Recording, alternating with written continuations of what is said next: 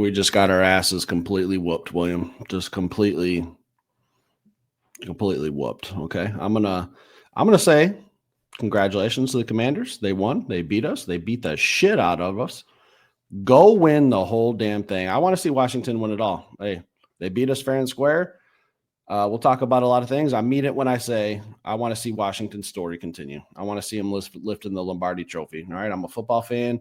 They took belt to ass to us today, Will. How are you feeling? What's on your mind? Where would you like to begin today's show? I'm not cheering for the Washington Commanders. I'm not. I don't have anything bad for them either, though. But I'm just worried about our team, man. I'm still focused on us. But I will say, Jaden Daniels, man, Put on a clinic. Put on a bravo, clinic. young sir. Bravo, young sir. I'll tell you this. He made one of the best passes I've ever seen in person right before halftime. I think it might have been a pass to De'Ami Brown late in the second quarter. I thought that was one of the best in-person footballs I've ever seen placed. Like, it was absolutely a thing of beauty. So, yeah. Hey, Jane Daniels, go finish the story, man. I'd like to see a rookie quarterback win a Super Bowl. I think that'd be pretty cool. So, I know you don't have a horse in the race, Will, but, you know, I am honestly pulling for Washington to win it all. Yeah, I don't know. I only pull for these Lions, man. Like, that's it. I don't wish any bad or anything like that, but I'm focused on what happened, man. What happened and what's going to happen moving forward. It really stings the fact that the 2024 Detroit Lions are finished and will never be this team again. That's what I always tell my kids, man, when I'm coaching. Like, yeah, at the end of every season, this team as it is right now, will never be this team again. We had a Super Bowl caliber team, a team that was, just of the caliber, even with the injuries, that could have made it to the Super Bowl, and that's done. So you never know what the future holds, and that's something that we got to take to account, man. Coach Campbell said it the first time we made it to the dance. Hey, you may never make it back again. You don't know what the future holds, so you need to take advantage. So that's what stings the most, man. But and that's what's really going through my head. Again, I'm throwing no shade at Washington. You guys did your thing, man. You guys came in here, did what you were supposed to do, as far as came in here, played hard, and took care of business. And I tip my hat to them. But hey, man, like, I'm not cheering for you to win the whole thing. It is what it is. If you do, you do. You don't, you don't. I'm worried about the Lions winning the whole thing next year. What, William? Raw emotions here. All right, it is almost 1:00 in the morning. We're both just getting home from the game. We haven't had a chance to discuss anything. We got on, hit that record button. Let's go. So I don't know where you want to start. Anywhere you'd like to start? I want to say this because we're only 3 minutes in. I want to say this is going to be a show that people want to stick around for and watch to the end, because there's a lot of things that are going to come up during this episode that I guarantee people want to hear. Some people may not want to hear it. Some of it may be controversial. Some of it may sting. Some of it may piss people off. Some people might get excited. I don't know what people are going to feel. I guess it's going to kind of depend on where you sit in it. But yeah, it's gonna be some hot stuff said. So stick around. But I got no spot that I really want to start. But if I would start somewhere, I guess I would start with Amik Robertson, man. I think that was huge. That was huge. Losing Amik Robertson, and prayers up for you, man. Hopefully you heal up fast. Broken arm, I saw. Just Second play of the game on defense. Yeah, it was devastating because I'm not gonna come in here and bash Kendall Vildor. I feel like he gets beat up enough, but I will say that was a game changer. Things like Scary Terry catching screen passes and taking them to the house happens after that, man. Carlton Davis and Amik can come up on a screenplay, block shed a receiver a lot better than a guy like Kendall Vildor can. And getting blocked in them situations caused for big plays. And it makes for easy decisions for a rookie quarterback. Hey, if I can do my read fake, shoot it out there on a screenplay and get a touchdown, that makes my night a lot easier, man. So I think that was huge, man. So that's where I started, Steve. Steve, do you think losing to Meek Robertson was huge? I don't think it's the reason we lost, but I think it really handcuffed us. It really handcuffed our defense for sure. it's crazy how the football gods work. I think that Amik Robertson was coming off his best game as a pro against Minnesota, like sky high. Like, can't ask him to do much more. We were looking forward to that matchup versus Terry McLaurin, and we didn't really get to see it. Second play of the game, kind of one of those freak injuries again. And I knew right off the rip, they walked him right off the far side of the field, right up into the tunnel, and I knew, yeah, that's a wrap. He's not coming back. Don't know what it is. Thought it was a shoulder, broken arm. Saw the picture. It's graphic. Not going to share that. Not going to retweet it. I do think it changed the game, but was it the reason we lost? No, but it did suck. But man, to go from what he had against Minnesota and Justin Jefferson to literally 2 plays into tonight's game on defense to be out, like, man, football's a tough sport, man. You can be on an emotional high, and then you can get a slice of that humble pie real quick. I think that's what Amit got. Prayers up. I'd love to see. I don't know what his contract situation is, but that dude needs to be a Lion next year for sure. I don't know off the top of my head what his contract situation is. It doesn't matter. We'll talk about that later on. So, what is? William, I just don't know. What is who do you think is to blame the most for this loss? Is there one single person? Is it a group? Is it a coach? What do you got? What's the first thing that comes to mind? Dan Campbell. And I don't know if you got an opportunity, because I know you just got home to see the press conference. I watched it on the drive home. Yeah, but Coach Campbell said it was his fault, and he said he didn't have the guys ready. So I'm not going to go that far. I'm not going to say that he didn't have the guys ready, and I just think that it's his fault because we were the better team today, and we didn't perform. And what do I mean by didn't perform? I mean, Jared Goff had a rough day, and I told you there was the last interception, not the last one, the one at the end of the half. I feel like that was J-Mo's fault. J-Mo's got to go up and protect Jared Goff. He's got to go up, high point that football, and not wait for it to fall in his lap and let Mikey Samersill undercut that thing. So that one I'll put on J-Mo. But the fumble and the other 2 picks, pick 6, it's it's just no good, man. He just didn't have a good day today, and it was unfortunate to see on the biggest stage. And it's something to think about. Am I jumping off the Jared Goff bandwagon? Am I saying he's trash or anything like that? No, not at all. Jared Goff's a heck of a football player, but you do have to take into account on the biggest stage what people do. What did Jaden Daniels do on the biggest stage? He performed. What does Patrick Mahomes do all the time on the biggest stage? He performs. If we want to talk about Jared Goff chance and him being our leader for the foreseeable future and not even taking a look at other guys, then we gotta talk about and take a look at and reflect on situations like that, because the regular season is a regular season. That's cool, but I don't want this to turn into us being a regular season team. It's just not enough for me. I want a Super Bowl, want it bad. And I think that's what the Detroit Lions organization wants really bad. And you can't win Super Bowls if you don't perform during playoff time. It's just the bottom line. So that, and the reason why I say Coach Campbell is the penalties, man. We had a lot of little penalties. The 12 men on the field, that was just tough, man. So the penalties, Jared Goff play, boys weren't ready. I say Coach Campbell and Jared Goff. Who you got? You agree, or you got some other guys?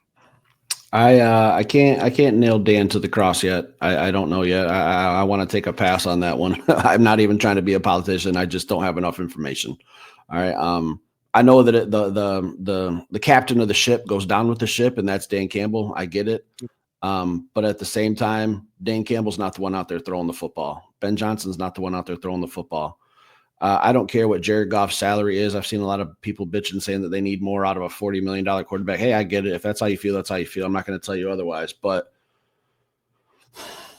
turnovers, you cannot turn the ball over in the postseason. You cannot turn the ball over when we have question marks on defense, period. You can't give extra possessions. A pick 6 and then an interception in the end zone that you already mentioned, that's 14 points right there. All right, that's a 14-point swing. That's 14 points. A fumble. The fumble, and a fumble that led to points for Washington. So, and that was on the 3rd and 1. The fumble was on the 3rd and 1. So if you throw it, because a play, and go for it. Yeah, Coach Campbell said that was a play to Amon-Ra St. Brown. He kind of tripped. Okay, throw it at his feet, live to play 4th and 1. We go for it on 4th and 1, and we probably get it.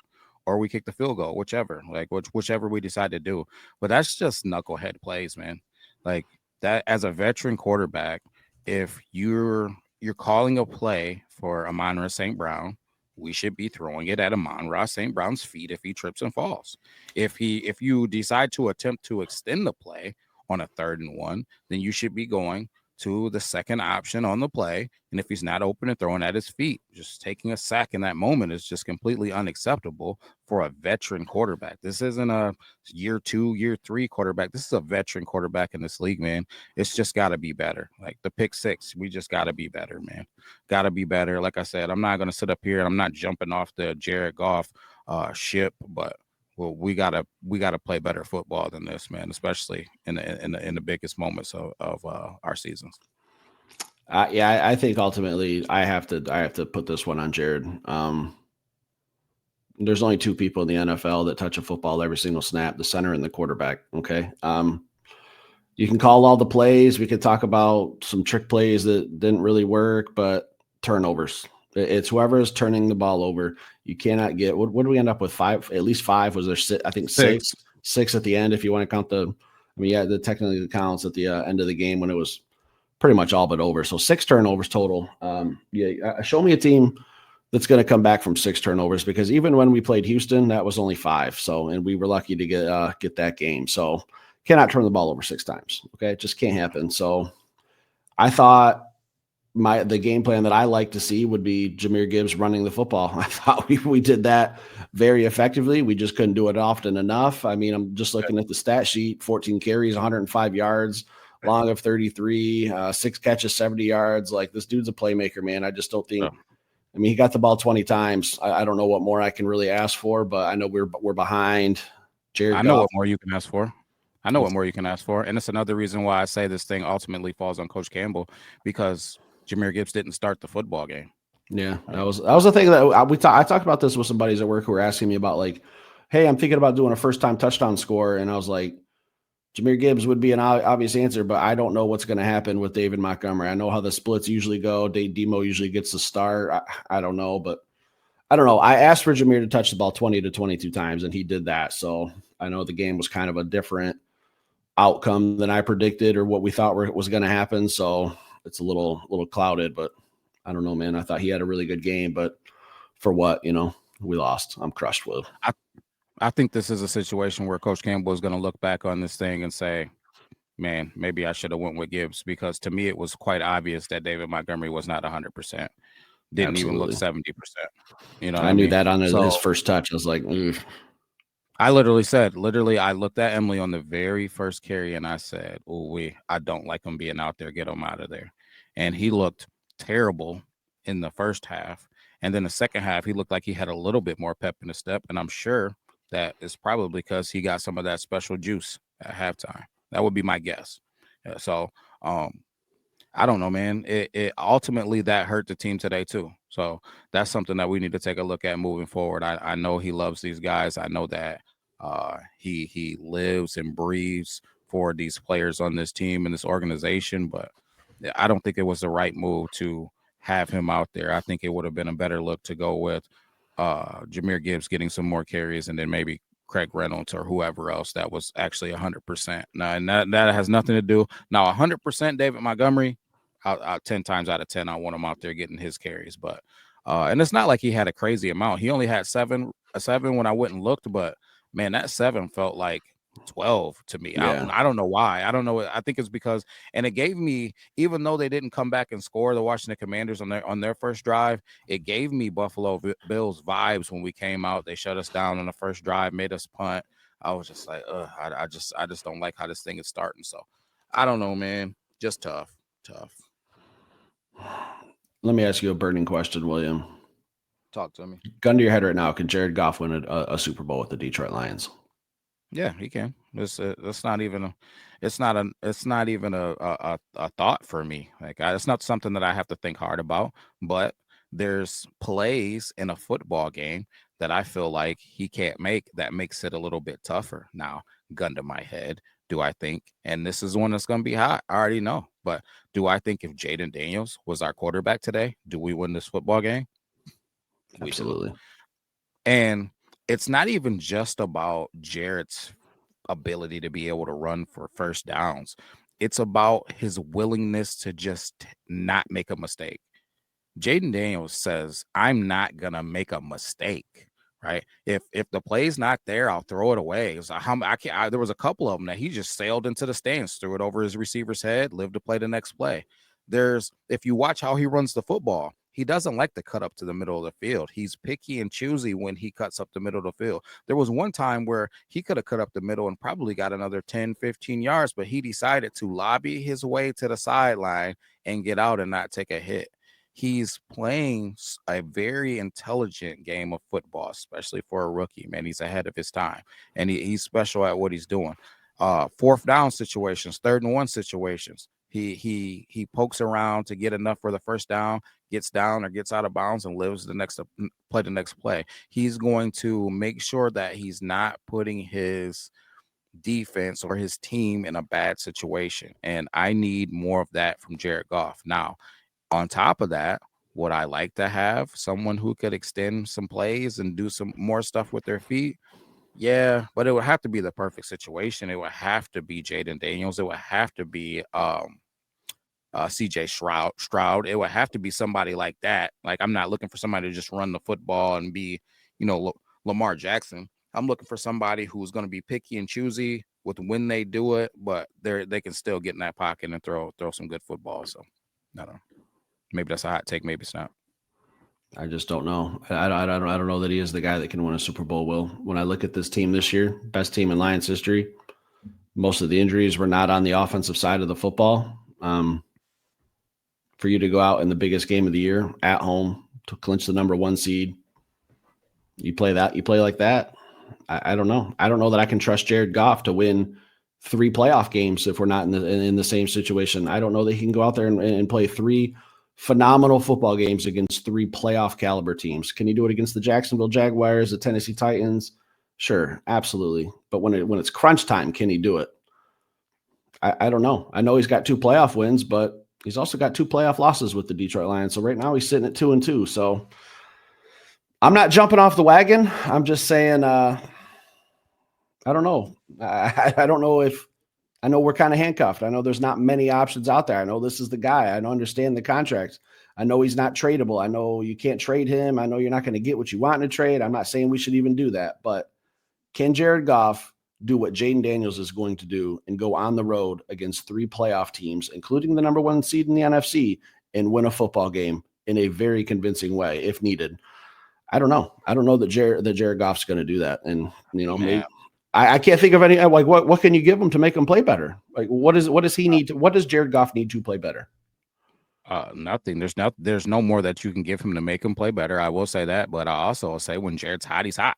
When Jared's hot, he's hot. Like, they were also talking about a guy that's went a couple of games where he without throwing an incompletion. Like, I mean, when the guy's hot, he's hot. When he's cold, he's cold. Like, when he's having a bad game, he's throwing 5 interceptions. Like, I mean, that's just what you gotta deal with. You know what I mean? When he's having an off night, it's a really, really off night where you have other guys in the league when they have an off night, uh, it's them still being conservative and making sure that the impact that they have on the game isn't such a impact that they can lose the football game, if that makes sense. Like, there's no way again that you should be taking those fumbles when it's in scoring situations. That's the guy. You should be like, hey man, listen, worst case is a field goal right here. Worst case is 4th and 1 right here. We called a pass play because coach trusts me. It's not there. I throw it at his feet. Now it's 4th and 1.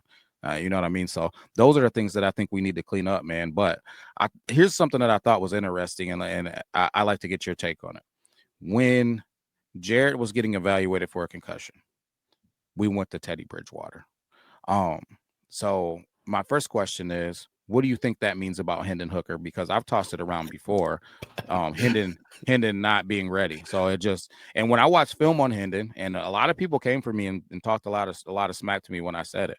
Hendon's just not really ready to take over and be the guy. So when we needed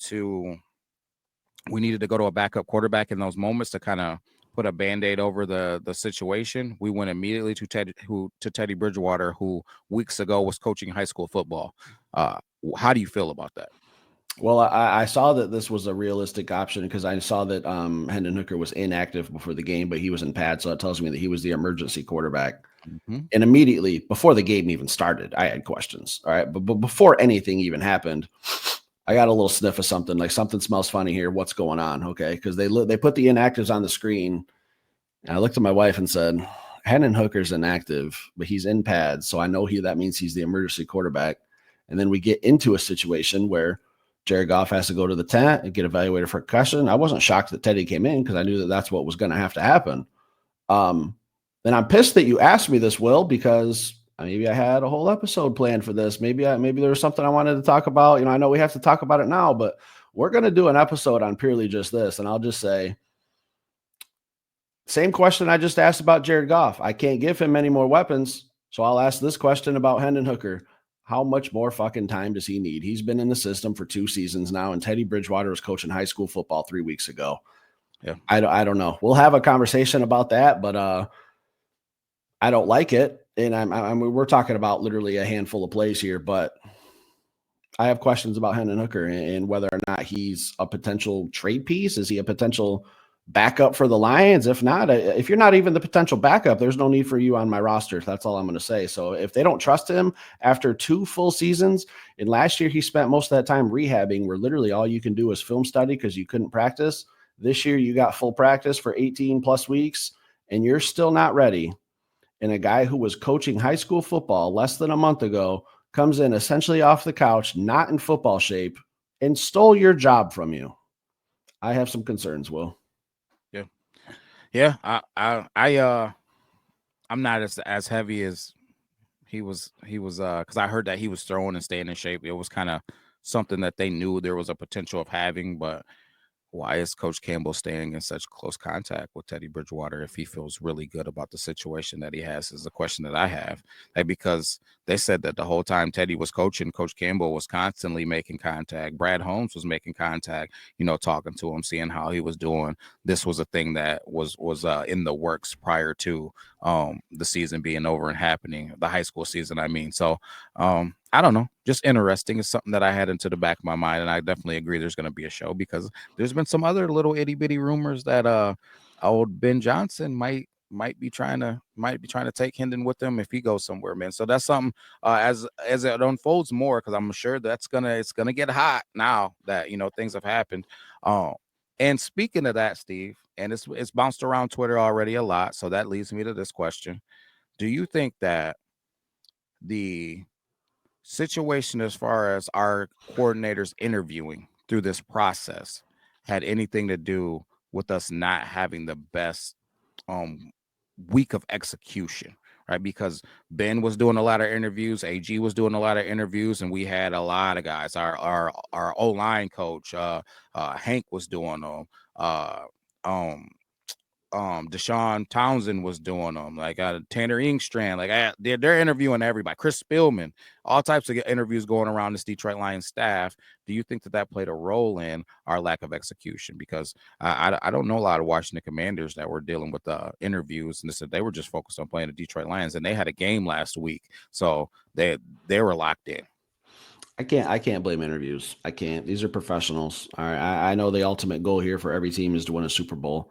Now, if later I get more information that could change my mind, we'll have a discussion about it. But as it sits today, the information I have at hand, no, I just can't blame interviews on lack of preparation from what I saw today. I didn't like anything I saw defensively. And I'll tell you this, Will, I've had this in my back pocket since we hit this record button 24 minutes ago.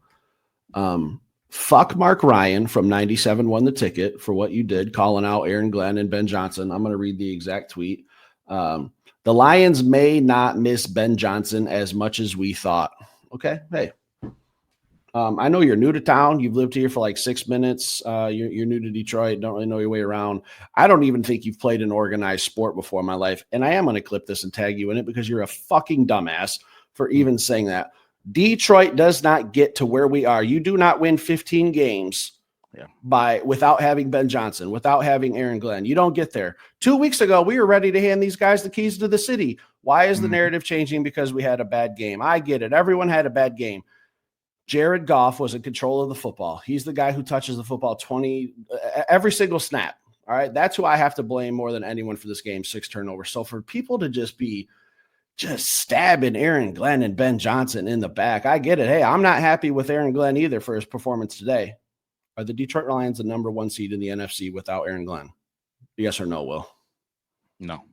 Are the Detroit Lions the number 1 seed in the NFC without Ben Johnson? No. Then what are we talking about? Then what are we even talking about? I thought Ben Johnson had a good the only thing I'll question is the trick play with Jameson Williams, which was it a big play in the game? Yes, but we were running the ball down their throat. I knew exactly what we were going to do. We were going to run the ball, run the ball, run the ball. Jameson Williams had a 60-yard touchdown on the ground. They can't defend the run. Jahmyr Gibbs was gashing them. Jared Goff was turning the ball over anytime this offense game, any type of momentum, and it just absolutely killed this team. So for us to just come out here and just completely put a knife in these guys' back, man, I get it. It's emotional. Everyone's upset. Everyone's sad.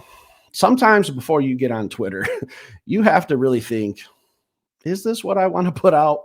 Is this what I want to send out into the universe when I have such a huge following and a huge pull? And, oh, look at me. I work at 97 Won the Ticket, and I do midnight shows when 5 fucking people are listening. That's the vibe I got from this tweet. So I don't know. I think it's kind of shady that we just are completely disregarding what Ben Johnson and Aaron Glenn did with an absolutely destroyed defense starting from week 2. All right, this defense has been band-aided together since Marcus Davenport went out, and the dominoes just kept falling after that. So we're literally just taking Ben Johnson and Ben Johnson and Aaron Glenn and just saying, fuck you, you guys don't deserve to be here anymore for everything they did for us this season. Shame on you guys for even thinking that. Yeah, I'm definitely not going to throw Ben Johnson out to pasture, but I will say I am extremely frustrated with this Jahmyr Gibbs situation. That's all I'll say about it. And I think some of that onus falls on him. Just like him not being the feature back. Is that what you're meaning? Starting this game with David Montgomery. Okay. Like he's the play caller, and he started this game handing it off multiple times to David Montgomery, who looked nothing like himself. And then they committed to it the whole game. They doubled down on it and kept doing it. And I just think that was problematic. Now, ultimately, I said Coach Campbell because I feel like Coach Campbell could step in and be like, oh, no, guys, wait a second. Like, get Gibbs in the game. But I did feel like even when Gibbs got into the game and started to build some momentum, why is he coming out of the game? You don't see Saquon dashing in and dashing out of the game like that. You know what I mean? You don't see Christian McCaffrey isn't going to, he's not going to not take the opening series. And this is who we're talking about Jahmyr Gibbs is. Jahmyr Gibbs is talked about as one of the, if not the, I'm going to tell you, he's the best running back in the NFL because I feel like he's the only one that can do literally everything. So I don't know, man. I think some of that's got to fall on Ben. Some of it's got to fall on Coach Campbell. Now, am I going to crucify the man? No, I'm not, but not by any means. So I'm with you, man. I think we all need to take some pause, man, and be careful with our Twitter thumbs and for what they're saying. Like, I know it's an emotional situation, but let's pump the brakes and process it a little bit before we're going too crazy. But I am going to go crazy on one thing, and this is going to be a hot take. And this is what I was buckle up. Will doesn't use the words hot take. Hey, let me. Yeah. This is going to be bad, man. This is going to be real bad, and this might affect our channel a little bit. So just take it with a grain of salt, man. Take it with a grain of salt. But Detroit Lions fans, we got to be better. We got to be better. This 2024 season was the greatest season the Detroit Lions have ever had. All right. This is the greatest Detroit Lions season that we've ever had. All right. And what I watched today is the truth. You know, my Mama Ford and my grandma, they say if you want to know the truth, see who people are when the chips are down, when things are bad, when adversity hits. We got a lot of fair weather bandwagon as fans, man. A whole lot of them. A lot of people that are walking around with fucking season tickets that are just people that it's just something cool to do, cheer for the Lions who are now winning. It's a lot of you people that are walking around with new Lions gear in the last couple of seasons who's never had a fucking Lions hat, t-shirt, underwear, socks, anything ever in your life, coffee mug, nothing, right? And it showed today because when we got down, the conversation started to change and it started to get real bad, right? And then when it got into that fourth quarter, I seen a lot of people leaving and turning their back on this team, man. And all I could think about is I imagine if I was a player down there, if I'm a player down there and I've given my heart and my soul to the city and I'm doing community events to give back and I'm talking about you guys of being the 12th player on the field and how great it is. You know what I saw today? I saw so many people leave that Washington Commanders took their place and then they made their own whole area of Washington Commanders fans on the Washington Commanders side. All you had was Washington Commanders fans because Detroit Lions fans gave up their seats and the Commanders filled in. Listen, if you can't appreciate what these guys have done for us, if you know, coming from a guy who was 0-16, right? That's why these Washington Commanders fans that's like tagging me on Twitter and talking shit or whatever, buddy, like 3 seasons ago, I didn't even know that this was coming. Like, there's nothing that you could do. Does it sting? Am I upset about the loss? Heck yeah. Do I want to win a Super Bowl? Heck yeah. But I'm humble enough to remember where I came from, man. And we're doing great things here in Detroit. Our time is gonna come, man. I'm not too worried about it. We're gonna bounce back. We got a great coach and a guy who is just super passionate about what we're doing. But if you are one of these bandwagon people, right, do better or get the fuck out of the way for real fans that will stay and cheer their boys on and that will be committed and really be down whether we win or whether we lose. As long as we go out there and compete, we had a team that went out there and fucking competed today, period. Like, no, they didn't get out there and just lay down for the other team, you know. And did we do what we needed to do? No, we didn't. But we'll be back, man. And what it takes to be back, to me, is everybody, from the fans to the coaches to the front office to the podcasters to, you know, the people who are just, you know, fair weather fans that sometimes they cheer for them, sometimes they don't, man. Don't be like that, man. Truly be committed. Sit in your seat, take your lump. If you're a social media person that supports your team on social media, when the other team comes and talks shit this week, that take your hits like a man or a woman, right? And move on and start to get ready for this draft and get ready to try to figure out if we're going to need a new OC in DC. So my challenge to everybody that's a Detroit Lions fan, and especially if you're a season ticket holder or you're a person who frequents the games, is fucking do better, man. Don't ever let somebody take over our stadium, whether we win or whether we lose. That's one of the worst things that I've seen in Detroit sports was another team. Now, we talk about these Jared Goff chants that we do in other people's stadium. Today, we let somebody take over Ford Field, and it really bothered me. William, just preaching the gospel. Talk to me. No, I get it. I stayed till the very end. I stayed until Jared Goff threw the last interception, and I was just like, that was it. Obviously, that was the nail in the coffin. I saw some people leaving at halftime, Will. Mm-hmm. Like, halftime? Only down 10. Yeah. Come out. Washington gets the ball, get a stop, which we did. Who knows? New ball game. Yeah. People leaving in front of us, right in front of me. We turned the front row into a coat hanger because people just flat out gave up at halftime. You spent all that. I know how much those tickets were because I know the people you bought them from. I know what you paid for those tickets. You paid a good price for those. To give up on your team at halftime. Yeah. I can spot the bougie fans from a mile away. A mile away. Are you talking about the ones, Steve, that are like this while the game's going? Yeah. The ones who are just I could just tell, like, there's a certain a certain category of people that it's Saturday night. Yeah, let's go to the Lions game. Oh, game's over. No, I didn't pay for these tickets. My dad gave me money. Let's just get out of here and get to the casino and have a good rest of the night. For me, this hurts. All right. I expected to be in New Orleans in 2 weeks. That was my expectation at the beginning of the season. And I could taste the beignets. Yeah, I'm not going to bullshit you. 2 days ago, me and my wife were looking at how do I get down there? Do I drive? Do I fly? What's the prices of the game? We were having real conversations about the Super Bowl. Those conversations are now put to bed, and Baby Perkins is going to have some more nice new toys because we got some extra money laying around. So it hurts. And I'll tell you this, as a podcaster, the last thing I wanted to do tonight was hop on here and do a show about a devastating loss, but it is our responsibility. We've taken a commitment to content on a regular basis. We had to get on. We have to take our licks. Season's over. We're going to unfortunately have to start going down that process of free agency and what do we do from there. And I'm not prepared yet to do a mock draft, but we'll probably have something prepared here soon about, the trying to find an OC or DC. Yeah, I mean, there's a lot of things we got to talk about, guys. So unfortunately, season's over. If you're one of those diehards, stick around, hit that like button. We'll be back later with another show. Peace.